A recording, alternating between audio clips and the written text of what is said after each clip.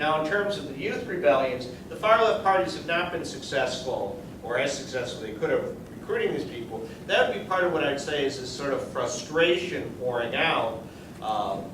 It sometimes takes the form of nominal anarchism or this or that, but people who know they're unhappy with the status quo but don't necessarily have a clear idea of how they think they can change that. Now, of course, over time that might change.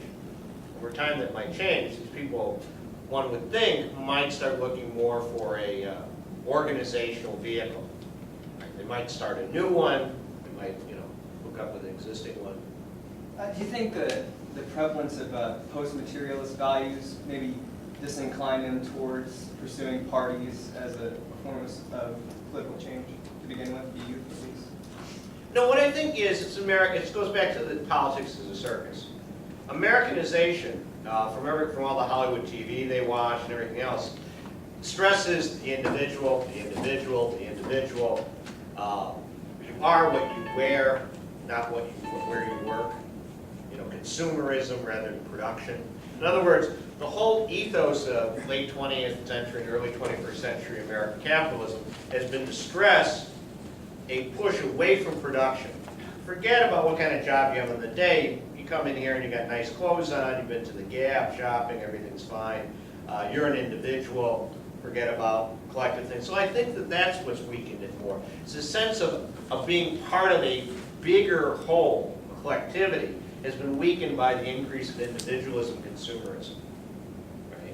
I mean, I think you sort of see that in the sense that you can now go to European cities. Helsinki, by all reports, is the worst, although I haven't been there in quite a while.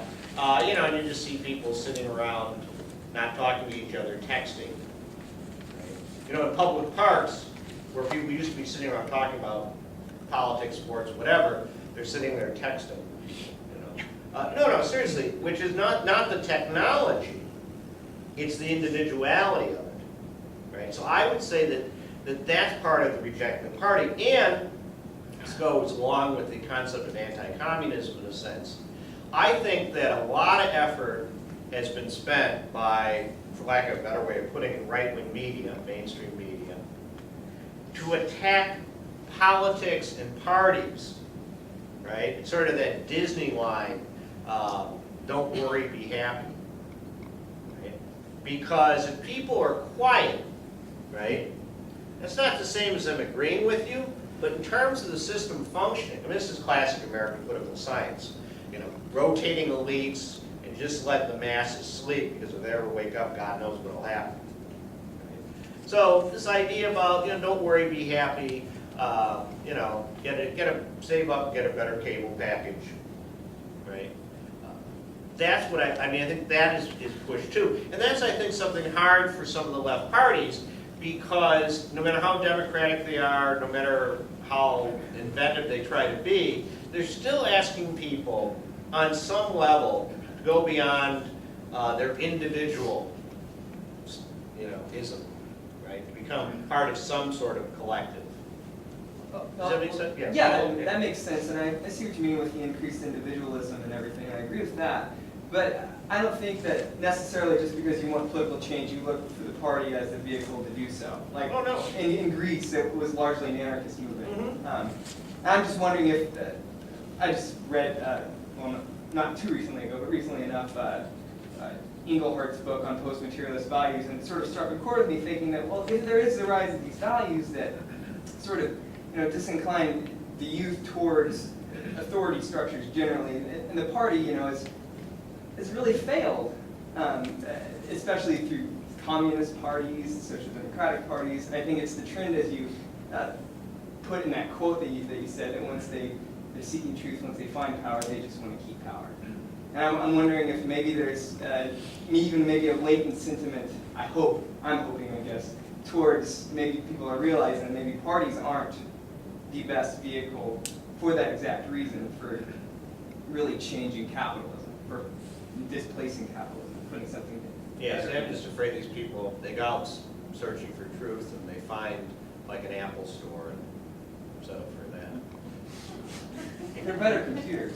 Well, yeah, I could tell you're one of those sectarians right away. Yeah. Thank you. I just want to ask you, what's the moral of the story? In the sense, you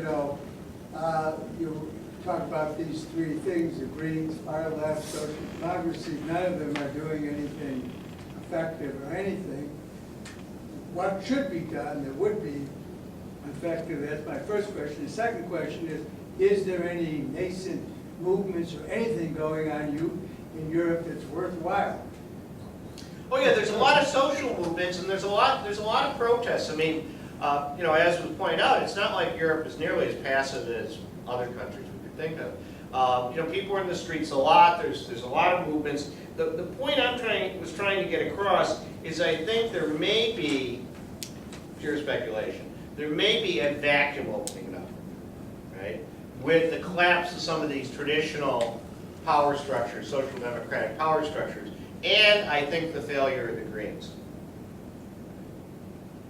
And into that, if they're creative, if they, do things right, you could have far left formations become significant again. You have to remember that, various groups, left or right, rise and fall depending on how they deal with various historical problems they faced.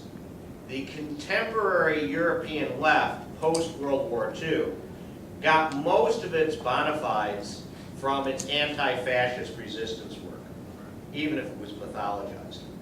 The point was they were the parties that one way or another had either not collaborated with the fascists or had their people die at the hands of the fascists, right? So that gave them a situation where come the first free elections in France after World War II, the Communist Party was the biggest party. It used to be said in the 1950s that the biggest party, majority of people in France, clear majority in any election would be people who at one time or another had been a member of the French Communist Party, because it had been seen as the party of the resistance. Same thing in Italy. You forget that one time there were 2 million Italian Communist Party members and they were getting a third of the vote. Right?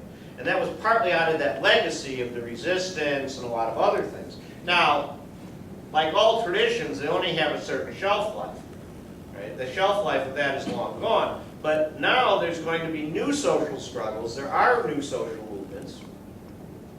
And the question is, how are you going to react to them?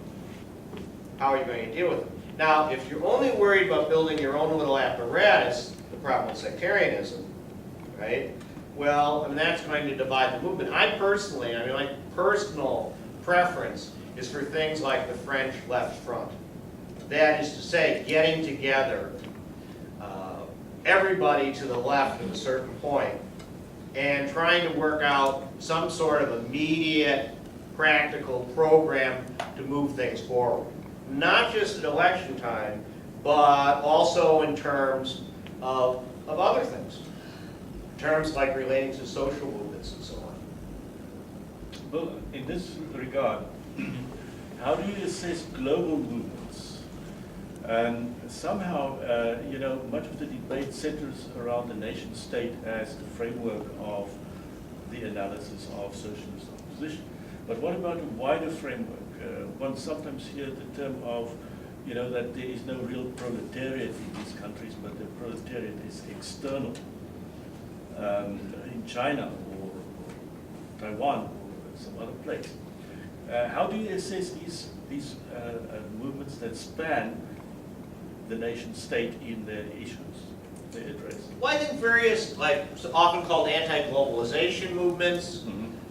In Europe, although it's sort of declined in recent years, there was something called ATTAC, which wanted to have a tax on financial transactions that would slow down the rapidity of moving money around, at the same time building up a fund for social reconstruction. And there are very concrete things you can do to do this. I don't mean just rhetorical, for example, anti-imperialism or anti-globalization. Let me give you an example from the Netherlands. Okay? The Socialist Party of the Netherlands found out that what was happening was that millions and millions of euros worth of slave labor produced goods were flocking into the Netherlands via IKEA.